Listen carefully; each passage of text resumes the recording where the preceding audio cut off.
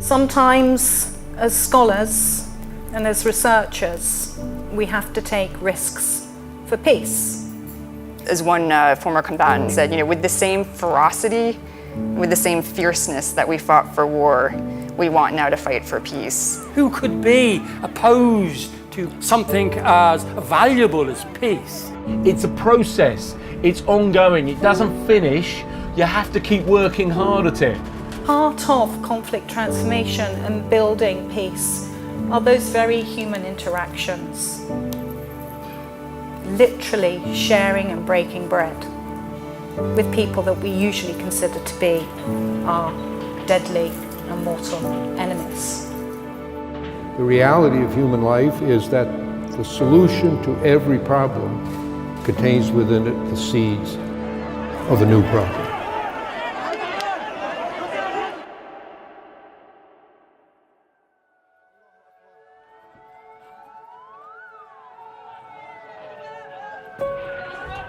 The Middle East is a difficult region right now. One of the individuals I spoke with, he said, the fire is coming. He said, trust me, the fire is coming.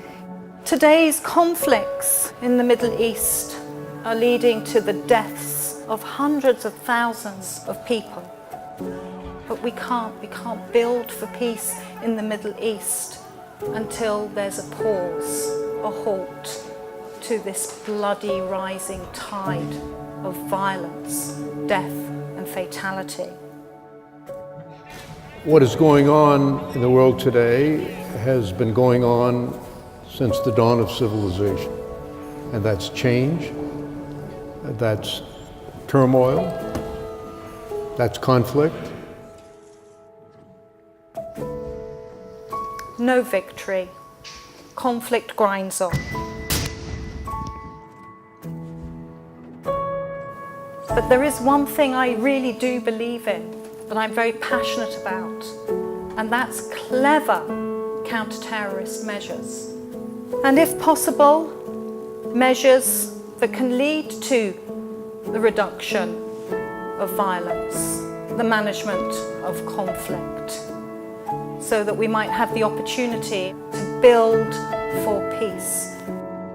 Peace building is about bringing former enemies together. It's about building reconciliation. Peace processes are now commanded over by civil society, by you and me in this room, by our students.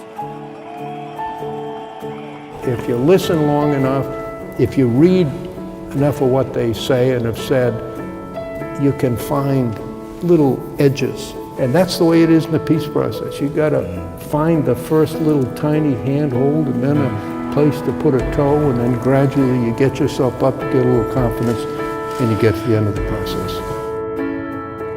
What makes Belfast so interesting is precisely this struggle that we've had to make the place work given its divisions. It is both more divided and more shared than at any other point in its history.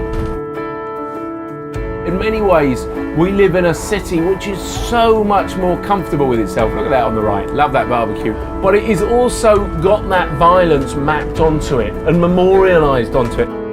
You have to readjust who you consider to be your enemy. You have to readjust your own sense of identity. That it's an uncomfortable piece sometimes. It's not a simple story where everything's right with the world. It's fundamental to our relationship with our students that we can inspire in them a drive and a passion for knowledge through research, and that they are engaged in a dialogue. I'm always keen that students get to understand what you can learn from the struggle that's taken place in this city and many of the good things, because I go back, despite everything we've been through, we've created a pretty peaceful environment now, however problematic it also remains. I'm yet to ascertain whether I'm the fool or the angel that rushes in, but I do know that I took a risk for peace by breaking the fast with one of the world's most wanted terrorists.